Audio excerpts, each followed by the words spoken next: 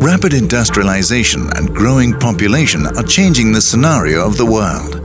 It is obvious that with all the increment in population and development, the demand for resources will increase. The newest figures from the International Energy Agency predict that by the year 2030, the world will require 60% more energy. How is all that energy going to be produced? And is it at all possible to create enough energy to meet these new demands?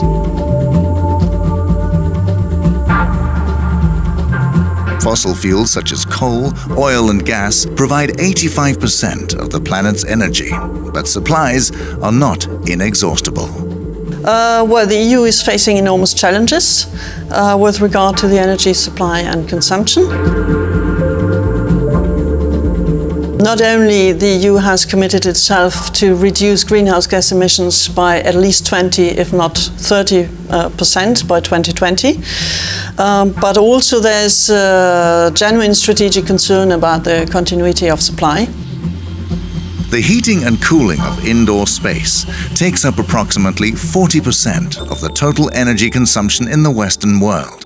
Finding solutions based on a common infrastructure to increase efficiency in indoor heating and cooling is therefore a prerequisite for stabilizing the world's energy consumption and pollution in the future.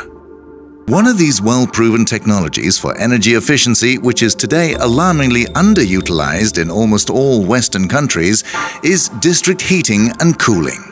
I'm amazed that district heating and cooling is a very well-hidden secret. People don't know about. That's very simple.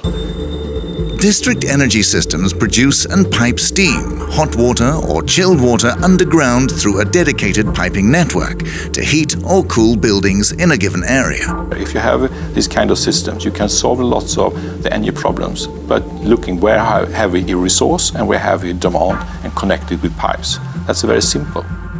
Both in a very short run, but also in a longer run, the district energy system is superior to other energy supply systems. The beauty of this system is the multi-source advantage of the district energy principle and its ability to make renewable energy more efficient through a large-scale economy. It's much more cheap to use wood chips, wood pellets, also solar collectors and geothermal energy if we can do it in large scale compared with individual solutions. The benefits most frequently cited by district energy customers are the convenience, ease of use, and reliability of district energy services. Most district energy systems operate at 4 nines of reliability, which means that the service is available 99.99% of the time on an annual basis. When it comes to the systematic utilization of heat in district heating networks, Denmark is one of the leading countries in the world. Heating plants allow to have a close look on where are the heat sources in an urban environment and where are the heat sinks, and to make it possible to link these without using extra fuels or extra energy sources. And if the EU speaks about the third industrial revolution when referring to its energy targets, that revolution requires a system change that can only be driven by systematic planning. Such a system is essential to achieving sustainability in the heating sector. The expansion of district heating over the past 30 years has made it possible to develop the role of combined heat and power plants.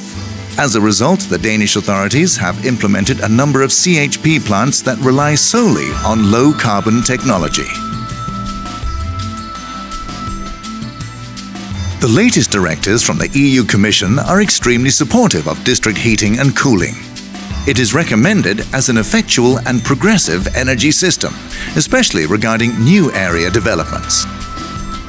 At this point in time, it is not legislation, only a recommendation, but it is a step in the right direction.